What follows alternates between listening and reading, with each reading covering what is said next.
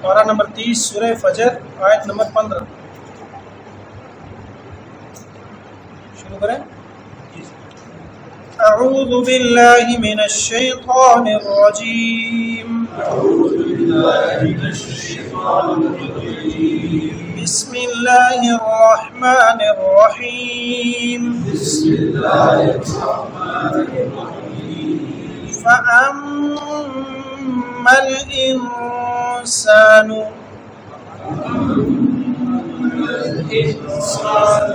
إذا ما ابتلاه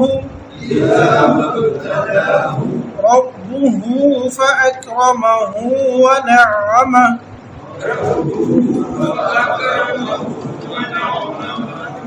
فيقول ربي أكرمن وأما إذا ما ابتلاه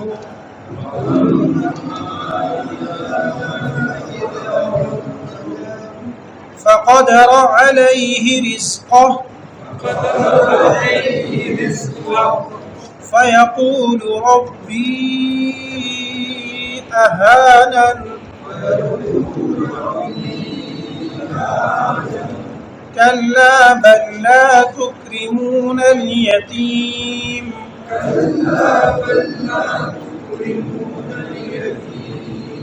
ولا تحاضون على طعام المسكين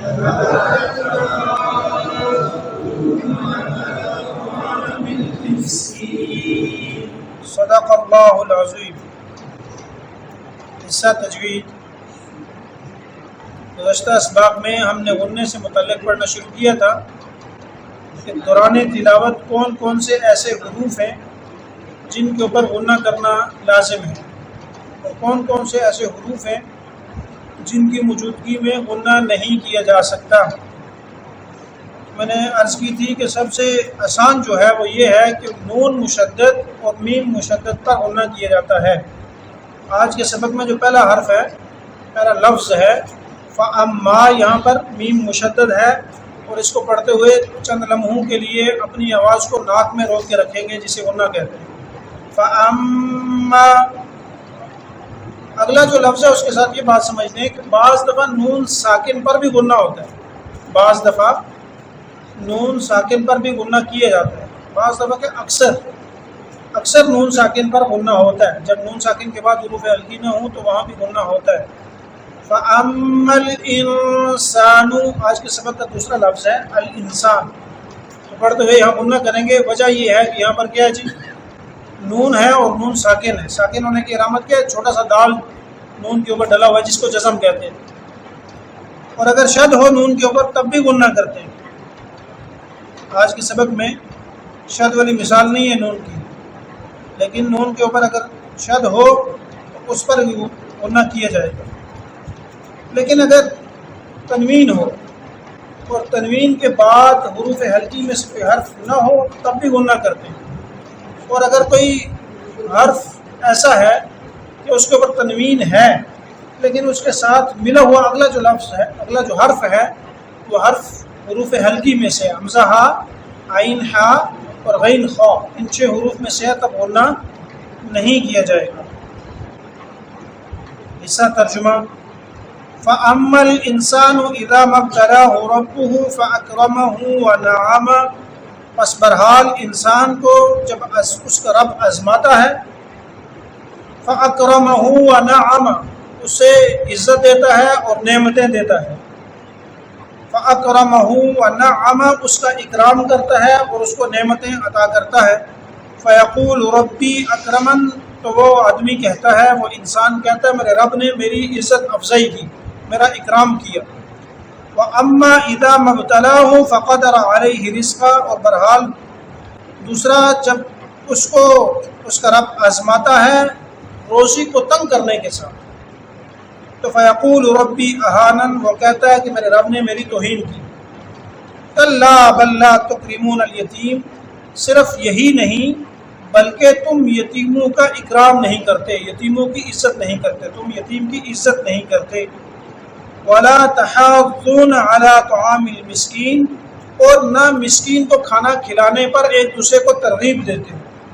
لفظی ترجمہ، فَأَمَّا، یہ فا بمعنی پس کی ہے، تو پھر سو مختلف ترجمے اس کے ہو سکتے ہیں۔ بمعنی لغوی جو ترجمہ اس کا پس کے ساتھ کرتے ہیں، اما برحال، الانسان بمعنی انسان، اذا جب، مبتلا ہو، اردو میں کہتے ہیں نا فلاں نے فلاں کو فلاں چیز فلاں پریشانی میں مبتلا کر دیا، اردو میں لفظ بولا جاتا ہے مبتلا کر دینا، تو اسی سے ملتا جلتا لفظ ہے ابتلا ہو، یہ فعل ہے۔ ابتلا، اس کو آزمایا، اس کو آزمائش میں ڈال دیا، اس کو امتحان میں ڈال دیا، یا اس کو مبتلا کر دیا، اس کا امتحان لیتا ہے، اس کو آزماتا ہے۔ رب ہو، کون جی؟ اس کا رب، اس کا ترجمہ کرتے ہیں ہو ضمیر کا، اور رب کا معنی رب پالنے والا۔ فَأَكْرَمَهُ، اس کا اکرام کرتا ہے، اس کی عزت کرتا ہے، اللہ اسے نعمت عطا کرتے ہیں۔ فَأَكْرَمَهُ، اس کا اکرام کرتے ہیں، اس کی عزت کرتے ہیں۔ وَنَعَمَهُ، اور اللہ اس کو نعمتیں عطا فرماتے ہیں۔ وَنَعَمَهُ نعمت سے ہے، اور اللہ اس کو نعمت عطا کرتے ہیں۔ فَيَقُولُ، قَالَ يَقُولُ وہ مطلب کہنا، یقول پس وہ کہتا ہے، ربی، یہ دو لفظ ہیں، ربی، رب الگ ہے اور یا ضمیر ہے یہاں پر متکلم کی، ربی بمانا میرا رب، اکرمن وہ کہتا ہے میرے رب نے میری عزت افزائی کی، میرا اکرام کیا۔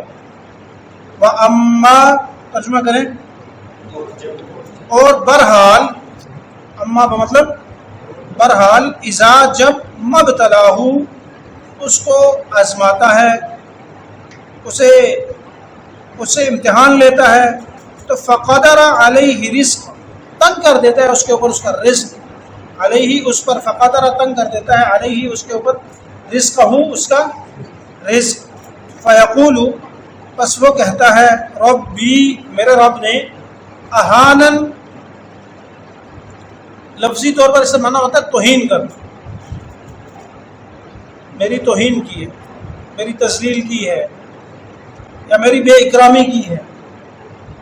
محاورہ طور پر کچھ بھی کہہ سکتے ہیں، لفظی طور پر معنی ہوتا ہے توہین کرنا اہانت کے ساتھ، اور اہانت اردو میں بھی بولا جاتا ہے کہ فلاں نے فلاں کی اہانت کی ہے۔ کلا حروف تنبیہ میں سے خبردار، صرف یہی چیزیں نہیں ہیں، بل لا، بل بمانا بلکہ، لا نہیں، تکرمون، تم اکرام کرتے ہو، تم عزت نہیں کرتے، الیتیم بمانا یتیم کی، تم یتیم کی عزت نہیں کرتے۔ ولا، اور نہ، تحاضون، حاضہ یحاض کا مطلب، تحاضون مطلب ہوتا ہے باہمی طور پر ایک دوسرے کو کسی چیز پر ابھارنا، کسی چیز پر ایک دوسرے کو ابھارنا، ایک دوسرے کو کسی چیز کے بارے میں ترغیب دینا کہ یہ کام کرنا چاہیے۔ ولا تحاضون، اور نہ تم ابھارتے ہو، نہ تم ترغیب دیتے ہو، علی کس چیز کے اوپر، اللہ کس کہتے ہیں کسی چیز کے اوپر، طعام المسکین، طعام کھانا، طعام بمانا کھانا جی، المسکین، یہ دونوں لفظ اردو میں استعمال ہوتے ہیں، طعام بھی اور المسکین بھی دونوں اردو میں استعمال ہوتے ہیں۔ حصہ تفسیر، ترجمہ سمجھ آ گیا نا، یہ بات سمجھ آیا آپ کو؟ حصہ تفسیر، تفسیر میں اس دن میں نے ایک بات کی تھی، درمیان میں وہ بات رہ گئی، پوری نہیں ہوئی تھی، اسرائیلی روایات سے، یہ اصولی بات ہے، آج کے سبق کے ساتھ نہیں ہے، یہ اکثر آئے گی۔ بعض اسرائیلی روایات وہ ہوتی ہیں جن کو ہم تسلیم کر لیتے ہیں، لے لیتے ہیں، بعض وہ ہوتی ہیں جن کو انکار کر دیا جاتا ہے کہ جی یہ قابل تسلیم ہی نہیں ہے، اور بعض وہ ہوتی ہیں لے لو تو بھی ٹھیک ہے، انکار کر دو تو بھی ٹھیک ہے۔ اسرائیلی وہ روایات جو قرآن و حدیث کے متصادم ہیں، کتابوں میں ہیں، تاریخ میں ہیں، اسرائیلی روایات میں، وہ آپ کو تفاسیر میں بھی مل جائیں گی، لیکن وہ ایسی روایت ہے، ایسی بات ہے جو قرآن کی کسی آیت یا کسی حدیث کے خلاف ہے، متصادم ہے، اس کو کبھی بھی نہیں لیں گے، اس اسرائیلی روایت کو کبھی بھی نہیں لیں گے۔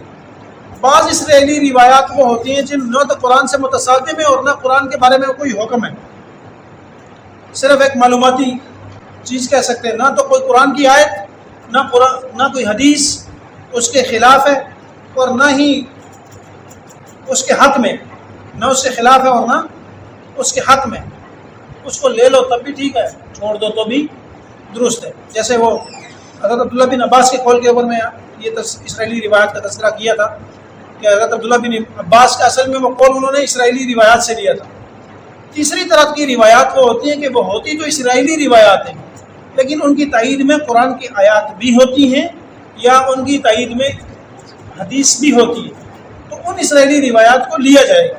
اصل میں جو تفسیر کی جاتی ہے نا، ہر آدمی قرآن کی تفسیر نہیں کر سکتا، ہر آدمی کو قرآن کی تفسیر کرنے کی اجازت نہیں ہے۔ ہم جو یہاں تفسیر پڑھتے ہیں ہم خود تفسیر نہیں کرتے، ہم تو کتابوں کا لکھا ہوا ایک دوسرے کو سناتے ہیں، سمجھاتے ہیں، مذاکرہ کرتے ہیں، ٹھیک ہے، اپنی تفسیر نہیں کرتے۔ حدیث میں آتا ہے کہ جو آدمی اپنی رائے کے ساتھ، علماء کی زبان میں کہیں تو اس کو تفسیر بالرائے کہتے ہیں۔ کیا کہتے ہیں جی؟ تفسیر بالرائے۔ نبی صلی اللہ علیہ وسلم نے فرمایا فَلْيَتَبَوَّأْ مَقْعَدَهُ فِي النَّارِ، اگر کسی نے قرآن کی تفسیر کی اپنی رائے کے ساتھ تو اس نے جہنم میں جہنم کے گڑھے میں اپنا ٹھکانہ بنا لیا۔ جیسے آج کل ہمارے میڈیا پہ، سوشل میڈیا پہ متجددین بیٹھے اور قرآن کے بارے میں اپنی رائے سے تفسیر کرتے ہیں اور قرآن و حدیث کے بارے میں علم بھی نہیں ہوتا، پورے قرآن و حدیث کے مجموعے پر مجموعہ احادیث، مجموعہ قرآن کو جانتے ہوں، اس کے بعد تفسیر کریں تو پھر بھی کوئی بات سمجھ آتی ہے کہ اس آدمی نے قرآن کی تفسیر فلاں حدیث کی روشنی میں کی ہے، لیکن میری رائے سے فقط اپنی ذاتی رائے کی بنیاد پر قرآن کی تفسیر کرنا، یہ تفسیر درست بھی ہو تب بھی غلط ہے، تب بھی کیا ہے جی؟ غلط ہے۔ ہم جو تفسیر کرتے ہیں وہ تفسیر وہ ہے، وہ تو صحابہ نے کی، نبی صلی اللہ علیہ وسلم نے حدیث میں پڑھایا، صحابہ نے کی، تابعین، تبع تابعین، ان لوگوں نے جو تفاسیر سنائی پڑھائیں وہی تفسیر۔ قرآن کی ایک آیت کی تفسیر ایک صحابی نے کی، اکثر دفعہ یہ واقعہ آپ کے سامنے آیا، صرف اشارہ کر دیتا ہوں، آپ نے بہت دفعہ سنا ہے واقعہ۔ وہ صحابی جنہوں نے 2 دھاگے اپنے تکیے کے نیچے رکھ لیے تھے، تو نبی صلی اللہ علیہ وسلم نے فرمایا، پوچھا ادی کیا ترجمہ کیا ہے؟ ابیض من الخیط الابیض من الخیط الاسود، ادی کیا ترجمہ کیا ہے نبی صلی اللہ علیہ وسلم نے؟ تو غالباً انہوں نے کہا جی میں نے 2 تکیے اپنے سرانے کے نیچے رکھے ہوئے ہیں، جب صبح نظر آتے ہیں تو میں روزہ بند کر دیتا ہوں، نظر نہیں آتے تو کھانا رہتا ہوں۔ نبی صلی اللہ علیہ وسلم ہنسے، مسکرائے اور فرمایا کہ یہ معنی نہیں ہے، فرمایا کہ یہ معنی، واہ واہ عدی تیرے تو تکیہ بہت بڑا ہو گیا جس نے مشرقین مغربین کو اپنے اندر سمیٹ لیا۔ پھر نبی صلی اللہ علیہ وسلم نے صحیح تفسیر کر کے کس کو بتایا جی؟ پاکستان والوں کو، انڈیا والوں کو، اجمیوں کو، آج کے دور کے لوگوں کو نہیں بتایا، اس آدمی کو بتایا جو بذات خود کیا تھا؟ عربی دان تھا۔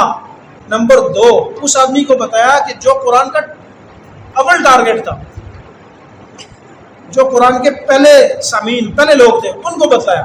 نبی صلی اللہ علیہ وسلم نے بتایا ابھی یہ معنی نہیں ہے میرے صحابی، یہ معنی نہیں، اس کا معنی یہ ہے کہ جب رات کی سیاہی سے صبح کی سفیدی الگ ہو جائے تو روزہ بند کر دو، یہ معنی ہے۔ تو ہم اٹھ کے خود تفسیر شروع کرتے تو درست ہوگی، نہ عربی کا پتہ، نہ ادب کا پتہ، نہ عربی گرامر کا پتہ، نہ اصول دین کا پتہ، نہ اصول اسلام کا پتہ، تو تفسیر بالرائے جائز نہیں ہے۔ ضمناً اور اصولی بات ہے، یہ ذہن میں رکھنے کی۔ اس دن میں نے عرض کی تھی لیکن آدھی بات ہوئی اور آدھی رہ گئی تھی، اس لیے میں نے آج پوری کر دی۔ فَأَمَّا الْإِنسَانُ إِذَا مَا ابْتَلَاهُ رَبُّهُ فَأَكْرَمَهُ وَنَعَّمَهُ، یہاں سے اللہ رب العالمین ایک آزمائش کا طریقہ اور ایک گروہ کا تذکرہ فرما رہے ہیں کہ بعض دفعہ اللہ انسان کو آزماتے ہیں مال دے کر کے، فَأَكْرَمَهُ وَنَعَّمَهُ، سوسائٹی میں اللہ عزت عطا فرماتے ہیں اور وہ عزت دینے کے بعد اللہ آزماتے ہیں۔ کوئی عہدے پر آ جاتا ہے، کوئی وزیر ہے، کوئی مشیر ہے، کوئی سیکرٹری ہے، کسی اچھے عہدے پہ بیٹھ گیا تو یوں نہ سمجھے کہ سب کچھ میرا اپنی طاقت سے حاصل کر لیا، بلکہ اللہ فرماتے ہیں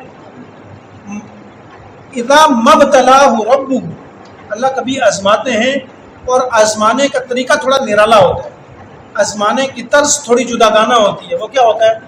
اللہ عہدہ دے دیتے ہیں، اللہ وافر مقدار میں مال دے دیتے ہیں، وَنَعَّمَهُ، اللہ وافر مقدار میں نعمتیں عطا فرما دیتے ہیں. اللہ نے بچے زیادہ دے دیے، بیٹے زیادہ دے دیے، اللہ نے گھر زیادہ دے دیے، اللہ کچھ نہ کچھ دے کے آزماتے ہیں.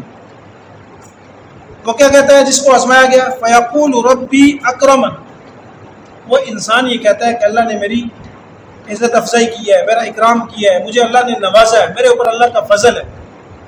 دوسری طرف اللہ نے کہا کبھی یوں بھی ہوگا، میرے آزمانے کا طریقہ کبھی یوں بھی ہوگا، کبھی ایسے بھی ہوگا کہ وَأَمَّا إِذَا مَبْتَلَاهُ فَقَدَرَ عَلَيْهِ رِزْقًا، میں روزی کو تنگ کر دوں.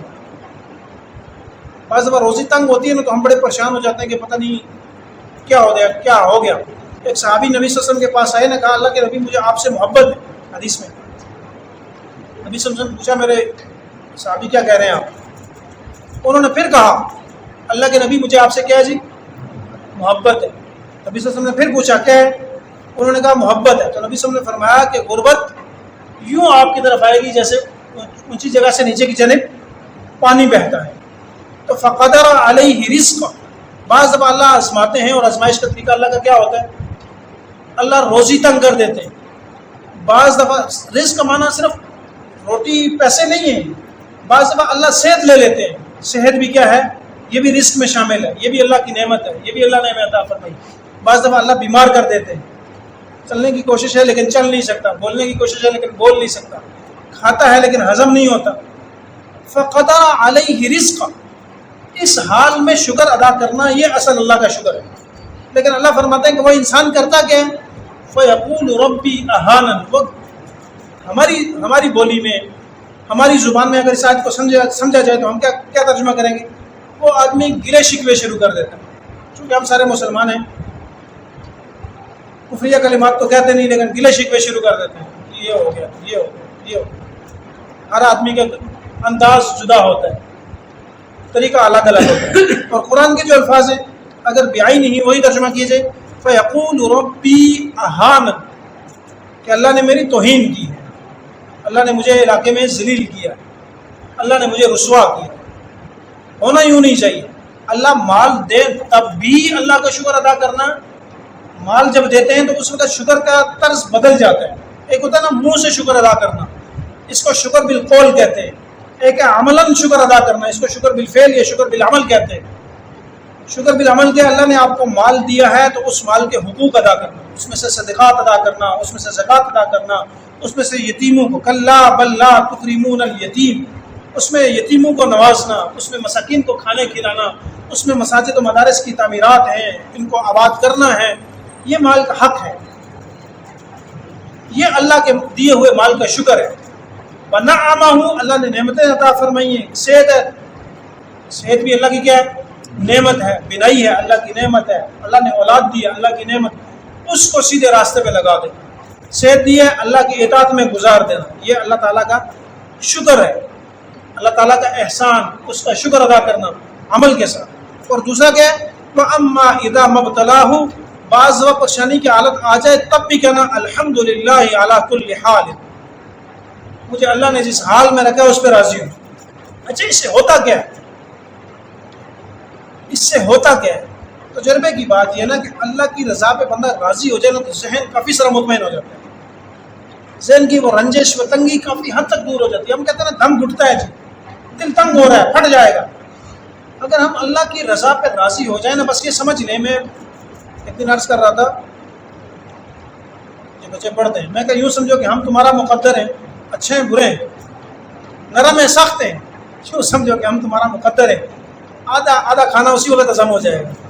اور آپ اچھے ہیں، کلاس میں آتے ہیں نہیں آتے ہیں، پڑھتے ہیں نہیں پڑھتے ہیں، آپ ہمارا مقدر ہیں، جیسے کیسے ہیں ہمارے ہیں. بات آدھی وہیں ہضم ہو جائے گی. تو ہم اگر اللہ کی رضا میں اپنی رضا بنا لیں، اللہ کی رضا کو اپنی رضا سمجھ لیں تو زندگی بہت سال ہو جائے گی. سب سے پہلے سکون آ جائے گا زندگی میں. کیا آ جائے گا؟ اطمینان اور سکون آ جائے گا. اور اطمینان اور سکون کا سب سے بہترین فارمولہ ہے.